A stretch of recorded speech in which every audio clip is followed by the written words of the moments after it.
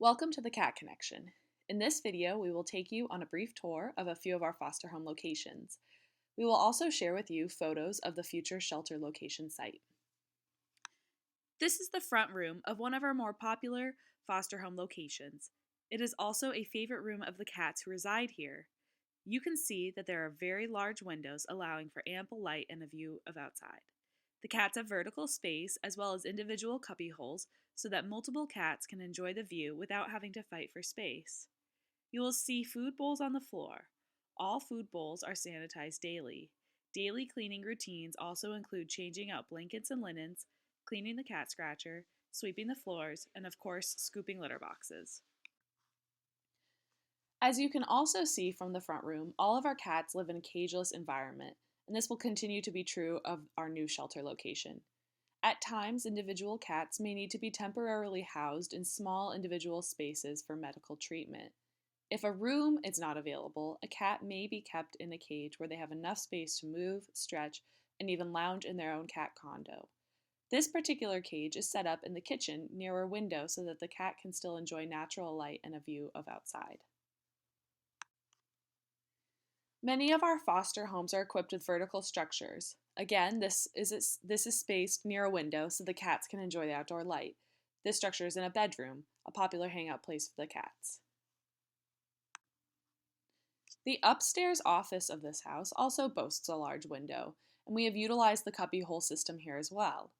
Many of our more shy fosters like to stay up here where it is quieter and will often be found lounging in the baskets in the window. We have ample numbers of litter boxes at each of our shelter locations. We help provide food and litter to foster homes. We use very high quality products. For boxes, we use World's Best Cat Litter, a corn-based product. One of the most important aspects of our foster homes is that cats are socialized and cared for emotionally. You can see in this clip a few of our foster cats playing with one of our volunteers. It is very important to us that we care for the whole cat. Even our healthy fosters all visit the vet once a year to get annual checkups, shots, and receive dental care. All cats that come into our shelter are screened for veterinary needs. We take extra care to ensure that our cats receive proper dental care. You will find many kinds of cats in our foster homes. Some of our cats live in small groups, but as you can see, they are matched in companionable combinations wherever possible. Due to our commitment to rescuing cats through our Trap Neuter Return program, we sometimes find it impossible to return cats to their outdoor homes and instead take them into our foster homes. While not the most socialized cats, they still find companionships in their homes with their other fosters and with our foster parents who work to socialize them whenever possible. And of course, no rescue network could be complete without kittens. We take extra care with our kittens to find individual foster homes for each litter. Once the kittens have reached an adoptable age, a minimum of 8 weeks, they are made available for adoption. We only adopt kittens in pairs or to homes that already have another cat in the house that is deemed compatible with a kitten. These are photos and videos of our two fosters, Murray and Cleo. Murray and Cleo were adopted 11 years ago and were recently returned to our shelter because one of their owners passed away and the other moved to a nursing home after their partner's death. We stand by our cats and pledge to our adopters to take them back if their living situation becomes impossible to support their cats. We know how difficult it is for older cats to find homes, which is why we believe it is especially important to care for them, rather than to turn their previous owners to face abandonment or euthanasia. In our foster network, we also care for cats with special needs. A few of our cats include Angelique, a fluffy black cat with mouth cancer who is treated for her illness, Mischief, who suffers from seizures and is given medication to treat her condition, and Sneezy, our orange cat, who is crippled on his lower half and wears a diaper that we change in between each void. This is an area in a foster home that we use for recovering cats that we are going to TNR. It's part of the house in the basement. There is other stuff in that room, but it's a secure room away from the foster cats who are tame, and these cats can recover here quietly. Our hope is that we will be able to stop using foster homes to recover TNR and set up a space in the shelter where TNR cats may recover post-surgery before they are released back into the wild. The same basement of that foster home. We have to use the foster homes for storage of all of our equipment for trapping and recovery. And so those are the traps and that you're seeing here. And it will be especially helpful if we can centralize everything in a shelter where our trappers will be able to pick up equipment as needed to continue our TNR work. Continuing in this foster home, we'll now show you one of the foster cats, Hasty, as he enjoys a meal in this well-lit kitchen area.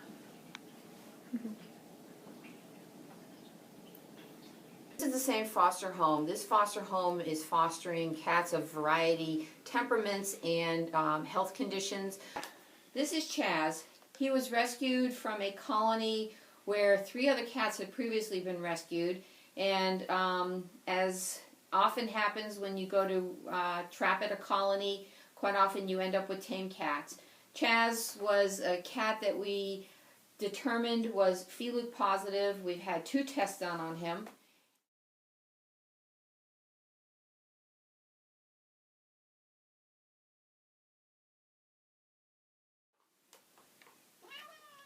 And he has a wound of unknown origin.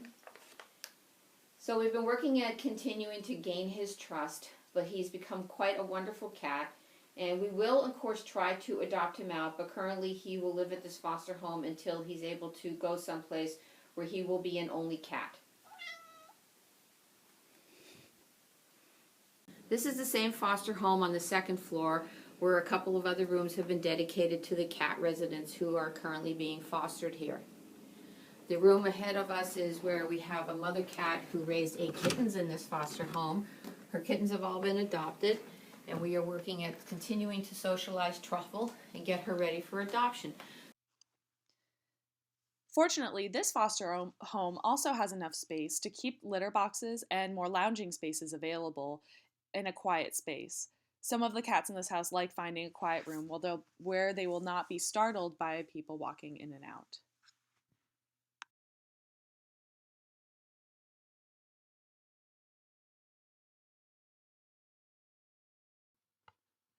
Now that we have taken you through some of our foster homes, we're going to take you to the new shelter that we are hoping to use this grant money to help renovate. In this photo, you can see a few of our dedicated volunteers last fall who cleared out much of the brush and leaves around the shelter so we could have better access to the building. This is our handicap access, currently covered in 2 feet of snow, but this will be what we use as our main entrance into the building. This is the front of the building facing the main street. You'll see that the doorway there, that will be one that we use for emergency exits. But it's got a wonderful exposure, and people will be able to see that we're here, and we're hoping to attract a lot of foot traffic of people coming by from school who are coming here for humane education courses and volunteer opportunities. So this is the entrance to our shelter. We come in up the handicap ramp. As you can see, the building is very well lit with a lot of windows, and it's a very open structure, so we're not going to have to worry about knocking down supporting structures. We will have to replace all of the windows in here. None of them are airtight or weather-tight at this point, and we expect that we'll have to do that. Along the wall that you're looking at now, on the left-hand side, will be where we have our colony areas. We will separate these into appropriate sized colonies so that they may house anywhere from a mother cat and kittens up to perhaps 10 to 12 cats per colony. All of them will be naturally lit and separated from each other. On the right-hand wall, as we're panning across, we will have an area where we will have our kitchen preparation area, welcome desk, and then closer to the front door, we'll have an area where we can have some of our humane education classes. This is the view from the other end of the building. You can see the exit door to our handicap ramp, and you can see the area where we will have the humane education. As we pan to the right, you'll see the same wall we looked at previously where we'll have our colonies, and you'll see the second means of egress that we have for emergency exit if necessary. And the rest of the building is, as you can see, very well lit, and it's a bit of a mess right now. We understand that, but this is where our money's going to go.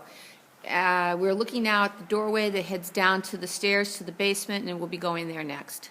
Starting here at the bottom of the stairs, and this is a full basement that we'll be able to utilize for a variety of things.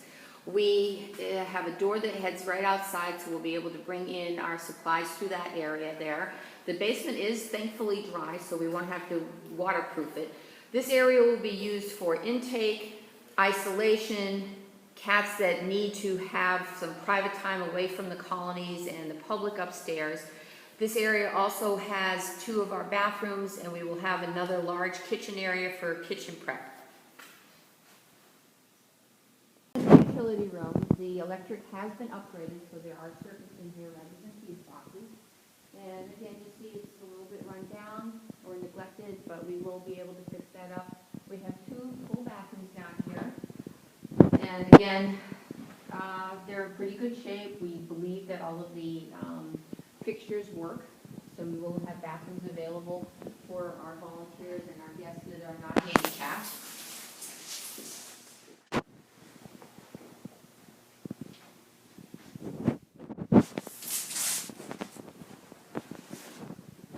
Along here, we're heading in towards another utility room. It's where the heating system is. We do believe that we are going to need 1, if not 2 heating systems.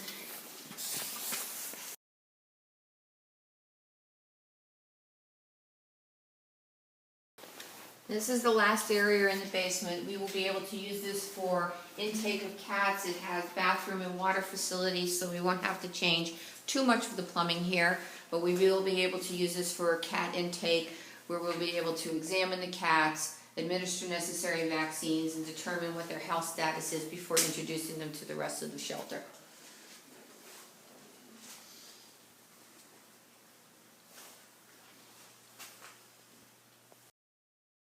Thank you for taking the tour of our foster homes and shelter. We hope that this video has given you a sense of our best practices and the types of care and protocols we will use when building our new shelter location.